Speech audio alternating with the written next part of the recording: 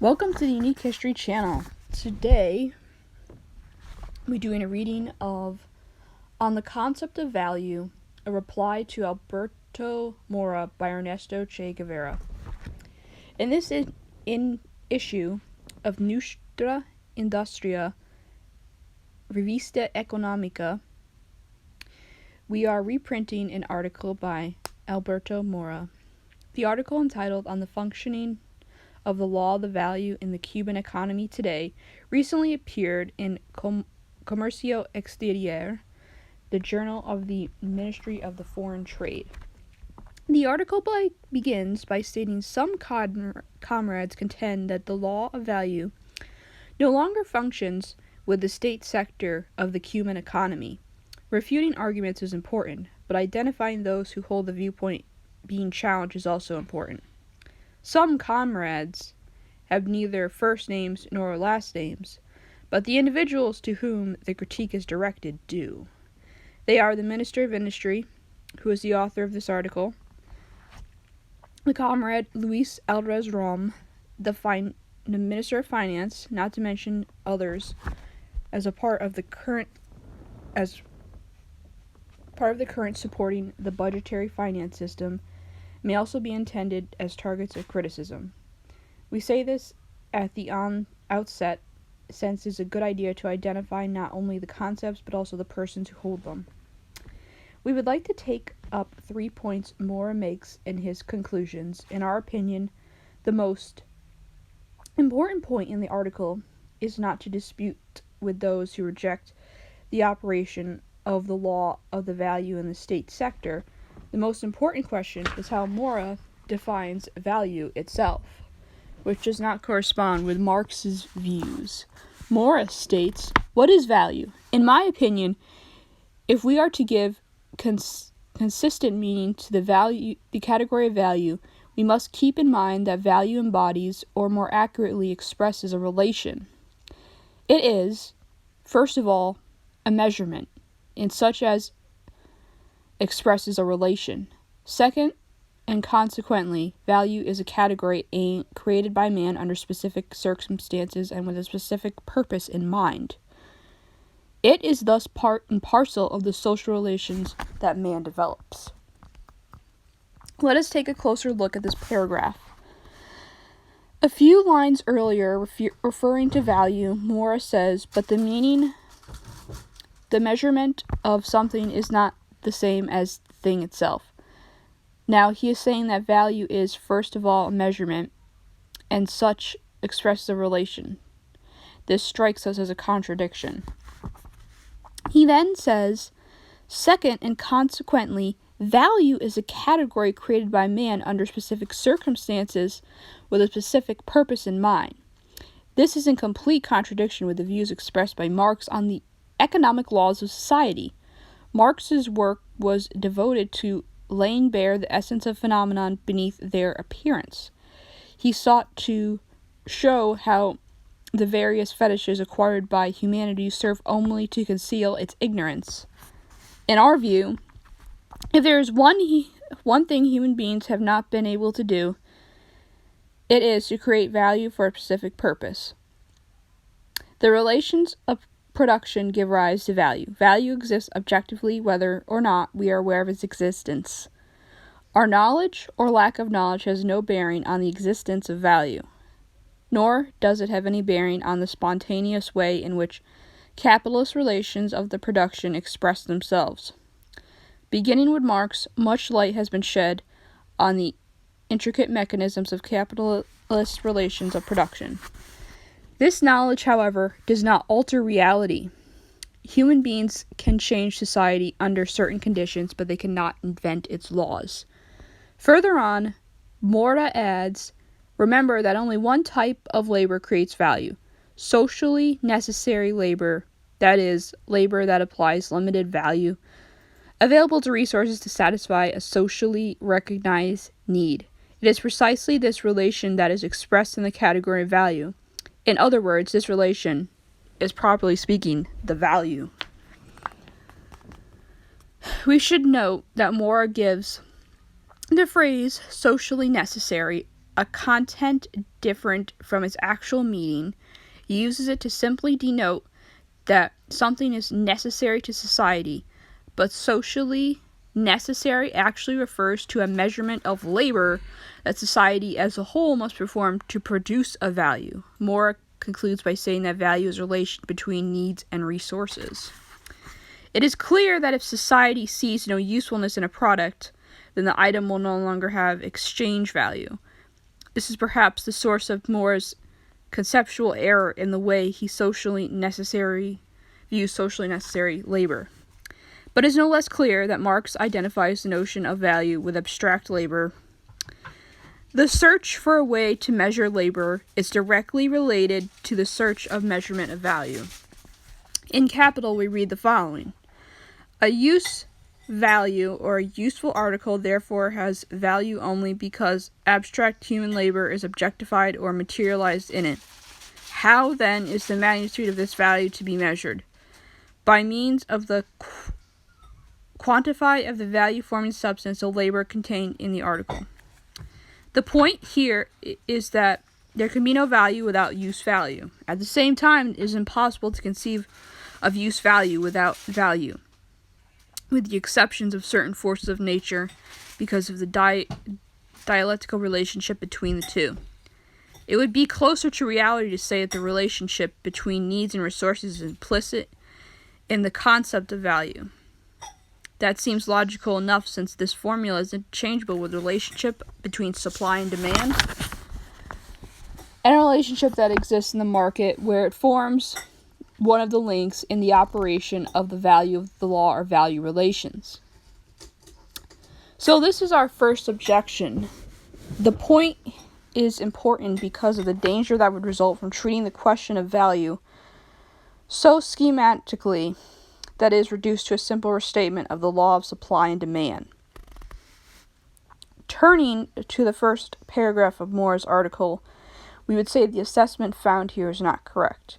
We look at the question of value in a different light. I refer back to our article published in Nostra Industria Revisite Economica, number 1, which states, when all products have prices with a relationship among themselves distinct from the relationship among these products on the capitalist market, then we will have created a new price structure with no parallel on the world market.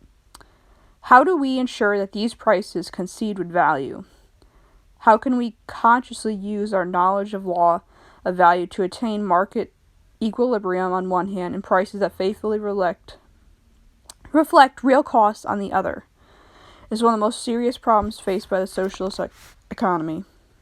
In other words, no one questions the law of value continues to operate. What we are saying is that this law operates in its most developed form through the capitalist market, and as a consequence, modifications introduced into the market by social ownership of the means of production and distribution apparatus bring about changes to make it difficult to assess how the law operates.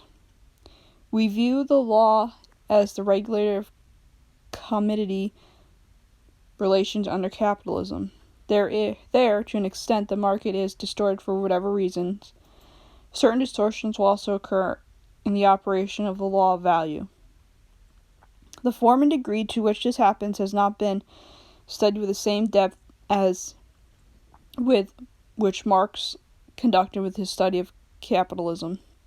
Marx and Engels did not foresee that the transition period might begin in an economically backward countries and thus not devote much study or attention to the economic characteristics of such a situation. Lenin, for all his genius, did not have time to make a detailed study.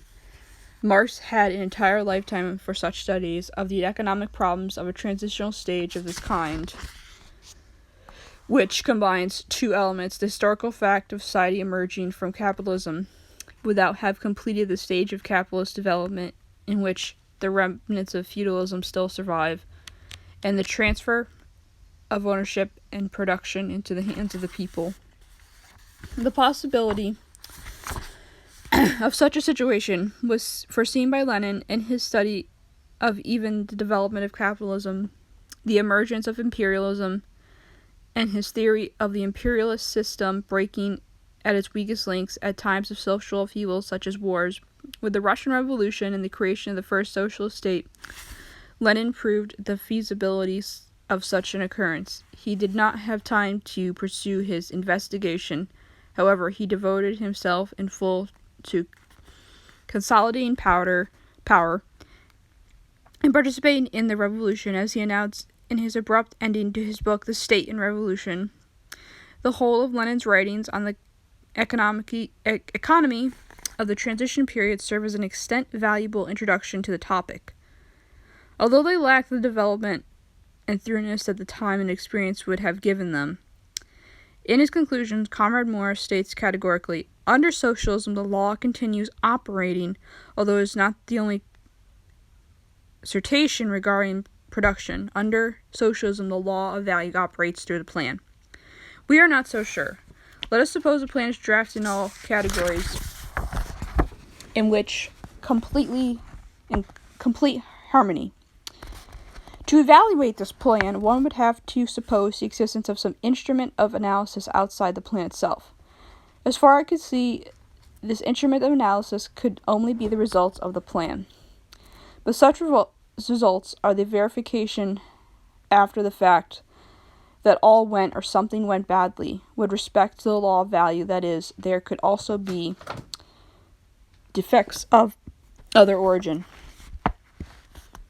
We would then have to begin a detailed study of the weak points of the plan to try to take practical measures once again after the fact to correct the situation by successive approximations. In any case, equilibrium between supply and effective demand would be the determining factor. Analysis of the unsatisfied needs would shed no further light, since by definition conditions do not exist for providing man with all that he wants during this period. Let us suppose something closer to reality. Let us suppose that measures need to be taken in response to a given situation. For example, spending on defense to correct big imbalances in domestic production, on investments that eat up part of our capacity to produce consumer goods but are necessary because of their strategic importance. I refer here to economic as well as military considerations. Tensions will be created that will have to be remedied by administrative measures to prevent such a sudden jump in prices. This in turn will create new relations that will increasingly obscure the operation of the value. The effects can always be calculated. The capitalists do it in their studies of cyclical trends, but the value will be lost unless reflected in the plan. This is our view on the subject. We'd also like to take up another part of the article where Morris states, when some comrades contend that the law of value no longer functions within the state sector of Cuban economy, they are arguing that the entire state sector is under single ownership and that the enterprises are the property of society. This is, of course, true, but from an economic point of view, it is the wrong citation. State property is not fully developed social property. That only will come with communism. And later, it is enough to simply look at the relationships between state enterprises and how contradictions emerge between them, and how some complain about others, to realize that in Cuba today, the state sector as a whole in no way constitutes a single large enterprise. Moore is referring to either a conversation we had to the remarks I made at the end of the term of the school administration, or to an unpublished pamphlet by Comrade Alvarez Rom, where the goal is referred to as one of Lenin's aspirations.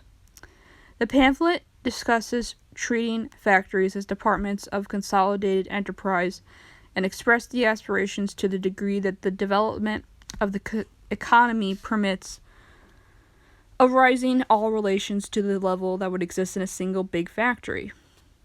It is true that contradictions exist between enterprises, and I am not speaking of the enterprises in the economy in general, but of those under the Ministry of Industry.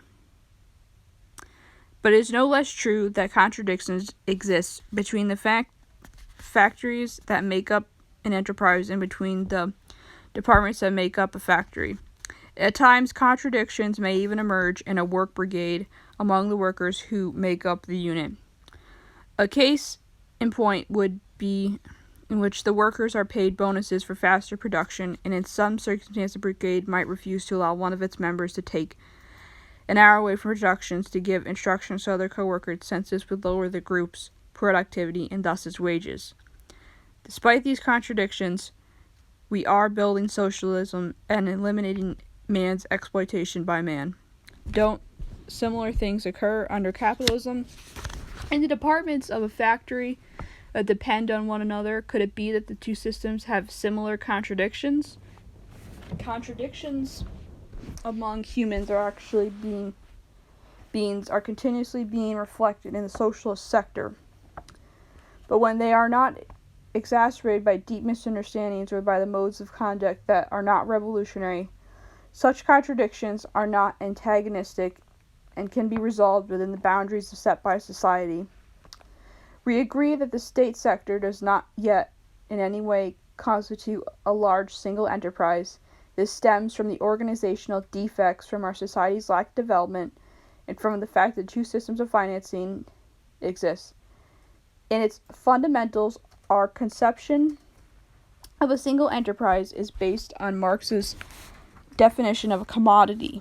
In order to become a commodity, the product must be transferred to the other person for whom it serves as a use value through the medium of exchange. In a footnote, Engels explains that he introduced this passage on the concept of commodity to avoid the misconception of those who view a commodity as any product consumed by someone other than the producer. Engels noted that rents in kind were not commodities since no exchange had taken place, and cited examples from feudal society. Isn't it possible that this view of commodity, with its corresponding examples, may be valid in the present as we build socialism? We believe that in a developed budgetary finance system, the transfer of a product from one department to another, or from one enterprise to another, cannot be viewed as an act of exchange. It is simply the act of creating and adding new value through labor. In other words, a commodity is a product that changes ownership, and through the act of exchange of buying and selling. But in a budgetary finance system, in a system where all factories are state property, such a phenomenon does not occur. The product acquires the characteristics of a commodity only when it reaches the market and passes into the hands of the consumer. Our opinion on costs is indicated in the article mentioned earlier, appearing in this publication under my name, to which I refer the interested reader. With respect to the size of Cuba, by applying Mora's criteria, we could propose dividing his ministry into 9 autonomous ministries, one on each floor, given its overtly large size. If he doesn't see it this way, let him test it out by climbing the stairs to his office, and he'll be convinced. If instead he uses the telephone, the elevator, the intercom because they exist for the purpose, distances in Cuba are measured by modern means of communication, not by length of time. It took our ancestors to get from one spot to another. That covers our differences. With our reply, a polemic is now underway. Polemics of considerable educational value as long as we conduct them with the greatest possible scientific rigor and objectivity. We do not shy away from confrontations. But since we are in the midst of a discussion that involves the highest levels of government and party, to where two schools of thought exist in regarding the system of finance, we believe that careful attention to the form and method of discussion is important. We commend the initiative of Comrade Moore into entering the public arena with his criticism, although it is always better to call things by their names. We are also pleased by the quality of the foreign magazine published by the Ministry of Foreign Trade. It sets a standard in which we will try to attain with our modest publication. Okay, thank you.